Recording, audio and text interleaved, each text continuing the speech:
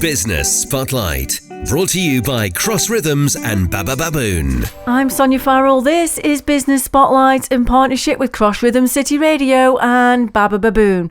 Joining me in the studio this week, we've got Marc Thönnissen from DPP Link. Hello, Marc. Hi, Sonya. You right? I'm good, thank you. How are you? I'm good, thank you. Good. Thank you for coming into the studio. Thank you for having me. Can you just explain, because I'm just going to ask you to explain what DPP Link actually stands for and what the business actually does?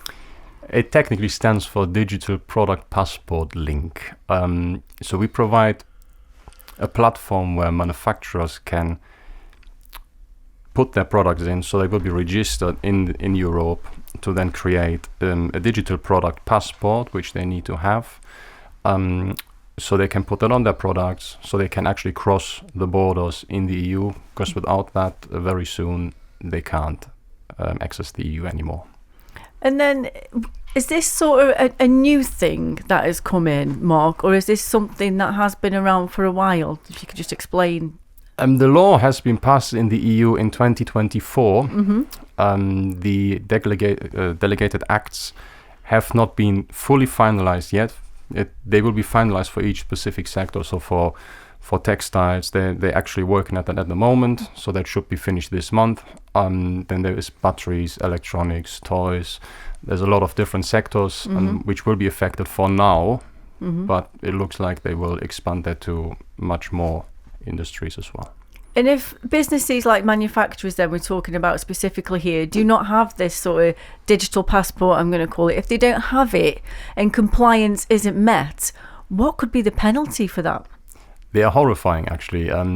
There's 20 million euros fine if you don't have a product passport and you try to enter into the EU. Mm-hmm. So there was 20 million for that. Then there's 5,000 euros just storage fee per day at the border. Wow. On top of that, the risk of being blacklisted, losing the entire market altogether.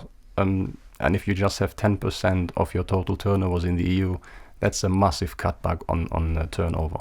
And do these, when you're saying about for the products, do these have to be, and this is just because I'm not fully, aware of this, but do these passports have to be on each individual product that a manufacturer has? Yeah, indeed. So, for example, if they manufacture a T-shirt, you've got always the labels in there. So it needs to be on the label, because it got three solutions actually for that passport. So one is for border control, to be able to ship that in. One is for the end customer, so they actually know, okay, how can I repair it? What is actually in that product? What I've got here. And one is for the recyclers as well. So they know how to break that down to not have that much waste, so they can actually make use of the recycled stuff. And so that's what that product passport is. So they technically, it's like a little QR code. They can print that on the packaging. They can print that on the label on the T-shirt or jacket or whatever. That's how that's supposed to be done. Yeah. And what's the process in sort of getting the digital passport? How do the manufacturers go about actually getting that? So it is their products are, At the moment they don't. That's a scary thing. Wow. Most don't know about it at all, even though the law has been passed in 2024. And so I try to explain them as well, which is quite a challenge, because they don't understand most of the time as much about that as specialists do. Because it's a lot of data for every single product. We need to see for where the carbon footprint is, what is actually included, like fibers, what products they've used, how they can be broken down, how can they be repaired, certificates for those products. They all need to be gathered together for a single product, put it in the system. They need to register that in the EU. That's called GS1. They're setting that up. That will become live in June, I think, mid-June. And then they will get a code back. And with that code, they can actually create a QR code to then have that passport. Because if it's not registered on the GS1 and it starts crossing the border officer will just say, it's not on my server. And that's it. You can't deliver that.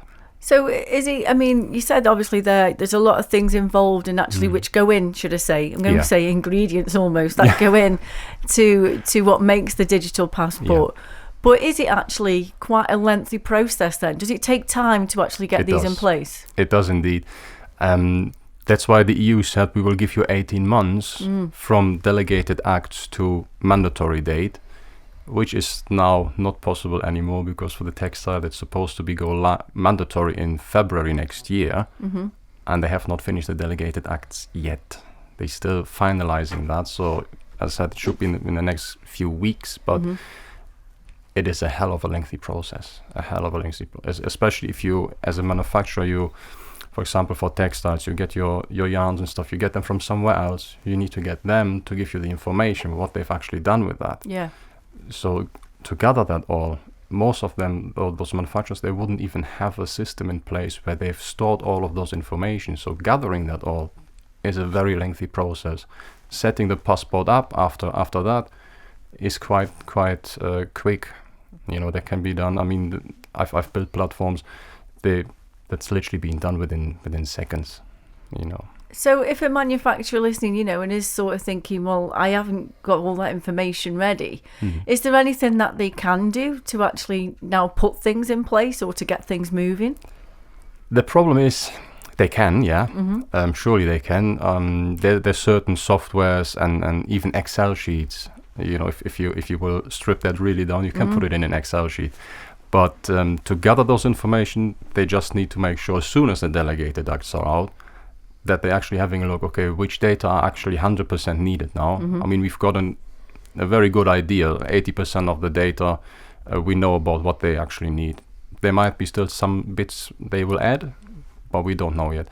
So they can try to contact their manufacturers or the people where they got the yarns from, etc., to actually implement that in their system. They can do that, but it will take time and potentially take a whole department to sort this out. It's that much of a lengthy process. Yeah. So again, I'm just going to go back to how have manufacturers then, or I'm just going to ask your opinion, how are they missing this? How are they missing, that this could be quite detrimental to the whole business, really? That's a good question. I mean, I was talking to people and manufacturers and managers and presidents, and they didn't know about it. And I always ask exactly the same question. And they hadn't got a clue why they didn't know about it. Unless you're really looking for that, you probably wouldn't even find it. Even now, if you Google digital product passports, there's a few companies popping up, but they even not really ready with the platforms they've got. And the laws, you're lucky if you find them. You're lucky if you find them. It has been, as I said, the EU has put that in place in 2024, but it hasn't been announced as much as it should have done. And it, as said about the fines, etc., that can cause effectively, especially for smaller businesses, bankruptcies and total closure. And even if they're losing EU access altogether, depending how much the turnover is from the EU, that will end up in people losing their jobs.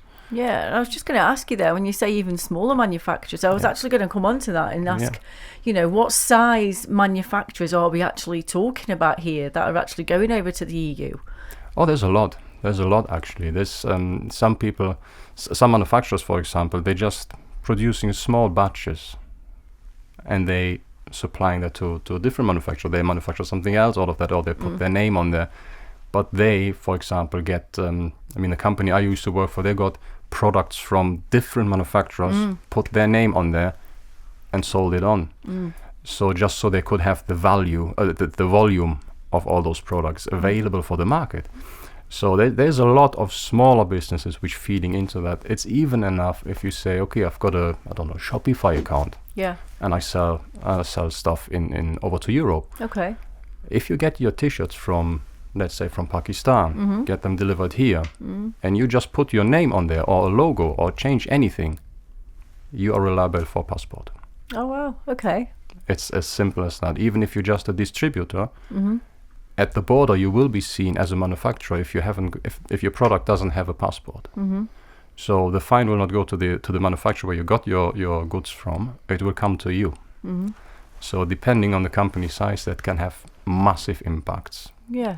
I mean, it sounds, crucial and really, Oh, yes. very massively important for the whole industry from what you're saying. And what about 2026 then? I mean, you mentioned going back to 24, but what about 2026? What changes, or are there any changes that are actually coming now in the near future, which manufacturers you need to be aware of? I mean, now the changes what are happening at the moment is literally the delegated acts, so the final law basically for the digital product passports. They will become for textile this month, well, hopefully in the next few weeks, because it has been pushed out previously, but they're close to finish that. I keep monitoring that every day as well.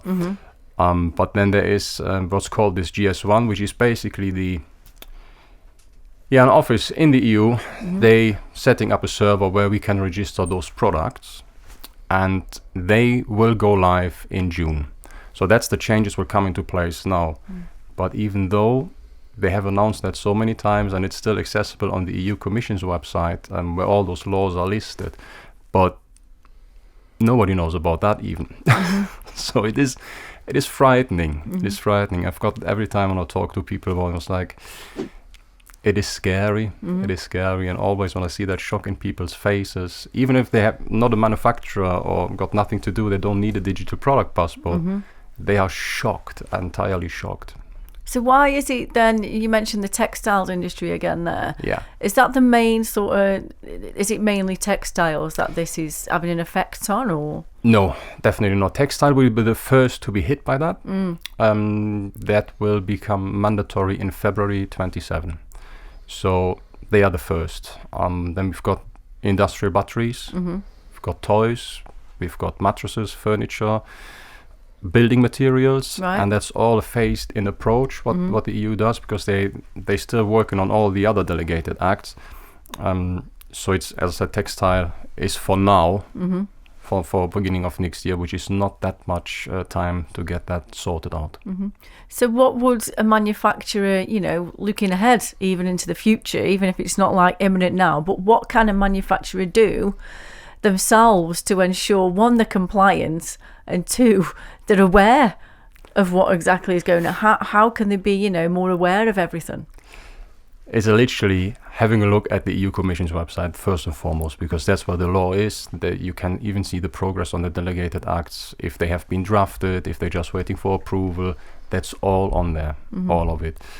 That all falls under the ESPR regulations, which are very lengthy. That's hundreds of pages, but the digital product passport is merged into that. So it's all listed on there. On the other hand, what they can do right now is literally just keep monitoring that website, as I said, all those portals. I post on my website as well, non-stop about this. As soon as something is coming up, that's going to be on there, so everybody knows about it. And then just trying to set up systems where they can monitor all of those details, what they potentially need. Because the other problem what they will have is you can't just store those details on your work computer or work server. You can't do that. The EU put a block into that. They want you to use outsourced services, third-party servers, etc.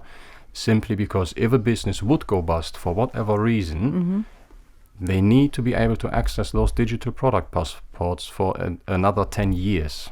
Wow, okay. So that's another thing what companies don't know. So, I can do that myself.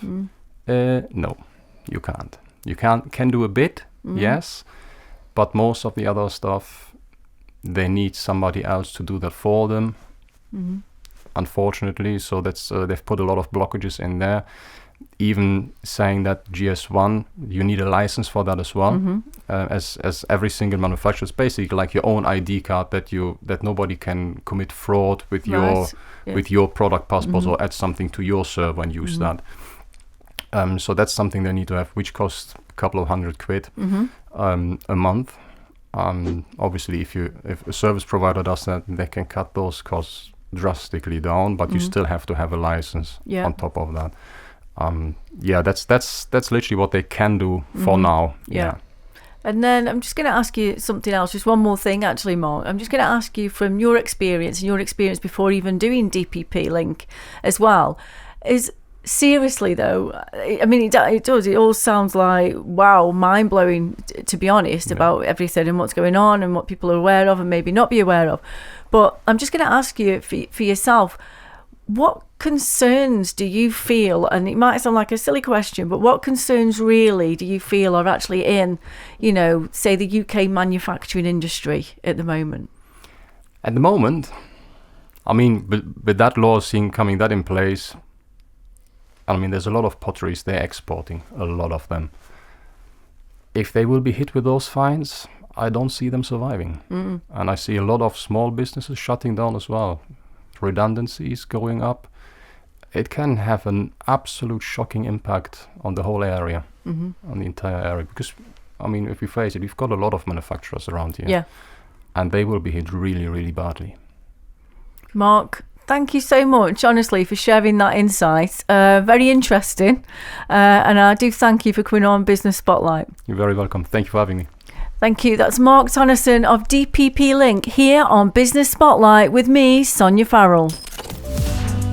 Business Spotlight, shining a light on our local business community. Brought to you by Cross Rhythms and Baba Baboon.